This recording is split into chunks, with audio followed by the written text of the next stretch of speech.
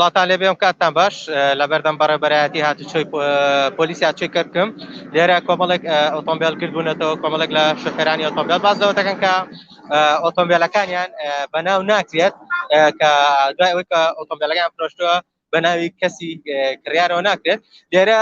وەکو خۆیان باسەکەن زیاد لە 8,000 ئۆتۆمبیل ئەم کێشیان هەیە لە کەرکووک و زیاد لە سەدان ئۆتۆمبیل لەسەر ئەم شەقام وەستاوەکە ئەو کێشیان هەیە لە بەردەم بەڕێبەرایەتی پۆلیسی هاتوچۆی کەرکووک باز لەوەکەن کە ئەم ئۆتۆمبیلانە کە لە کاتی خۆی کڕیویانە سەرەتا بەناویان کردووە و هەموو باج و ڕسوماتێکیان داوە بە حکوومەت بەڵام دوای چەند ساڵێک ئێستا کە کاتێک فرۆشتیانەتەوە بە کەسێکی تر بەناویان ناکرێت ئۆتۆمبیلەکان لەبەر ئەوەی ئەوترێوەکو خۆیان باسەکەن کە کاتی خۆی ئەو ئۆتۆمبیلانە بە پارە کراوە بەبێەوەی هیچ پشکنینێکی شتیوای بۆ بکرێت کە کاتی خۆی بەڵام ئێستا ئەو کێشەیان هەیە من بۆ زانیاری زیاتر ئەمە یەکێک لە میوانەکان وەرگن کە یەکێکە لە خاوەنی ئۆتۆمبیلانی کە کڕیویەتی بەڵام ئۆتۆمبیلەکەی بۆ بەناو ناکرێت ئەم کاتە باش ئەگەر بێتە ئێرەوە ئەمە باسیەوە بۆکی کە ئێوە کە ئەمڕۆ هاتوونەتە ئێرە وەکو پێشتیش قسەم لەگەڵ کرد کە ئەم کێشەی ئۆتۆمبیلە لە 2019 و 2020 سەری هەڵدا ئەگەر بکرێ باسیەوەکی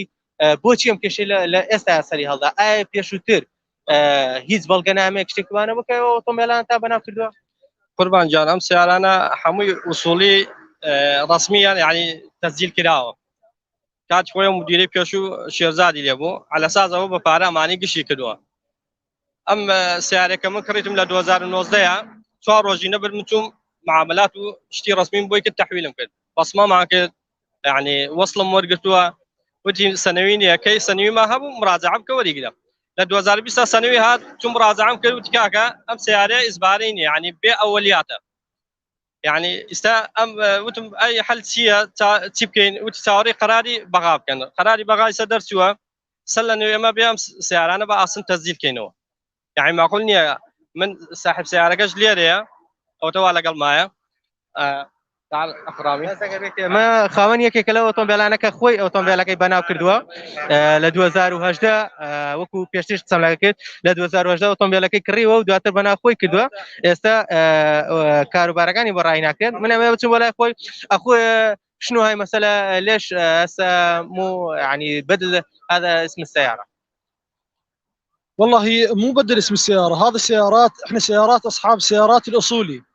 يعني مسجل بمحافظة كركوك، مديرية مرور محافظة كركوك اصولي، ما بها اي مشكلة، سنوية وملصق ولوحة الماني. زين هسه بالجديد وهاي بال 2016 2017 2018 متحول السيارة لاكثر من شخص، يعني هذا الشخص اني حولت له بال 2019 باسمي كان السنوية، حولت له بال 2019 اجيت بصمت طلع الضبارة ماله استلم مصل كان سنويات ماكو، استلم مصل يراجع عنده توفر السنويه وختم عليه الضابط، هسه يرجع على نفس الضابط يقول له اريد استلم السنويه باسمي، حول لي اياه هذا الشخص اريد استلمه باسمي، يقول له هاي السياره ما بيها ضباره واوليات ما بيها. زين انت شلون حولتها بال 2019 اذا اوليات ما بيها؟ لازم تروح تسوي كتاب للجمرك يصدقوا لك بانه داخله قرص، ومع العلم عندنا قرص بيها وساحبين من هنا من مديريه مرور كركوك، عندنا قرص بيها ومثبت من مديريه مرور العامه. زين ومثبت من مديريه المرور العامه، هسه يقول له لازم تروح تدفع صك مليونين يلا يتحول سيارتك. اگر تو سری اولی که تیگنی که وقت خود باز که گواه برابری پیشوی پلیسی هاتون کردن با پاره صح حاليا بهاتشون يجيب برامج تقبل أو أوتومبيلاني رايك أما بزاف في السريع يقول لك كل شوني رايك أو بفارة ولا يكرهون شوني قربان جانا وقت بيشتر بوتاين باسكت أم كابلا شو مصرف واحد حزيلان خوي باركي تسميل كلوين رسومه رقمكش يعني أم يكشتكي يعني بتزويران نكلا بلي دابيتي معاقب يانشتيا حمي بدس خوي كلويدي رقمه لزقي قد زعمك وانا قش خوي كريت بسنه قش ورقتوا لا 2019 كم كريتم 4 روزين بدم كابرا هاد بومي تحويل كد سنوي نبو تصوري سنوي ما كانت 2020 سنوي هاتو تيان كاكا مزبارين يم سيارانا يعني او قرار درسوا بسلن يم سيارانا باصن تسجيل كينو لما قلنا احمد يا كابرا نزقي بستوى ورقه داوه رقم هين سلن يا باري هين بدينا رقم وتسجيل كدنو راوسه بێزگەلەوەی کتابمان نردوو بۆ گمرگی ئەو سیارەی لە شو داخل بووە پارەی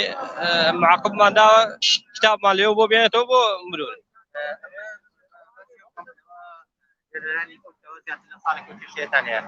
پەرلەمانتارەکانی عێراق ئەوانی کە نوێنەری شاری کەرکووکن هەوڵیان نەداوایان ئاگادارتان نەکرێتەوە کێشانتان بۆ حەلکردن ڕای قوربان نوێنەراری ئێمە هەر خەمی گرفانی خۆیانە کە چوونە سەر کورسیەکە ئاگایان لە هاوڵاتی ئەم شارە نییە ئەم شارە لە 2017 کە کوردیتیانە مایسەر بڕۆ ئەوەتە خۆت تەسویرکە ناو شار تەسویرکە یعنی یەک پارچە بالە و نە خەدەمات هەیە جا دێم بەدەم کێشەی ئێمەوە ئەوان ناو شار چارەسەرکەم بڕۆ سڕی نەوت سێ کە بزانە گەشتۆتە چووە نەوتیش نییە هەتا نیوەڕە سڕاگریت و یعنی بەس خەریک گرفان خۆیانن مع احترام بۆ هەنێکی ئیشکەر و خەمخۆری شارەکەیە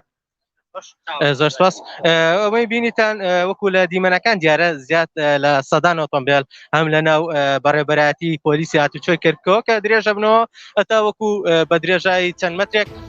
لەسەر ئەم شەقامەکە شەقامی سەرەکی کەرکووک سلەیمانیە لە شاری سلەیمانیەوە تفضل أخويا تفضل حجي تفضل مو فضائيه هذه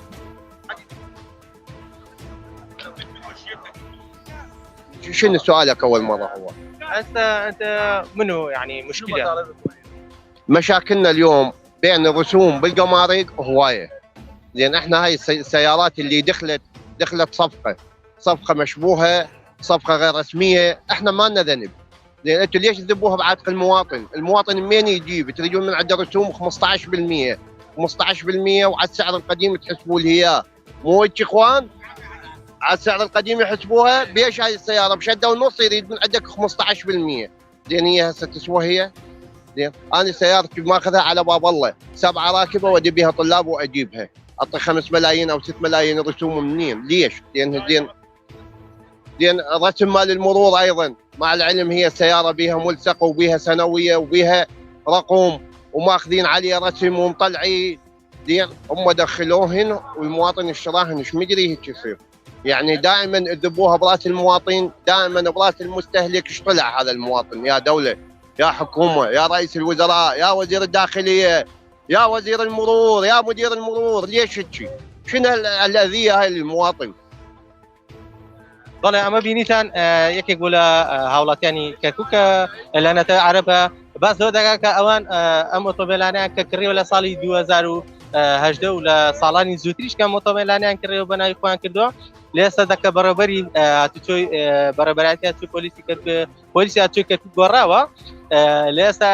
ئەم ئۆتۆمبیلانیان بۆ بەناو ناکرێت تا کەسێکی ترکان ئۆتۆمبیلی کڕیەوە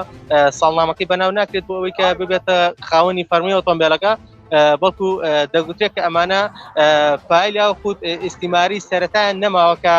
ئۆتۆمبیلەکانیان بەناوکرابێ وەکو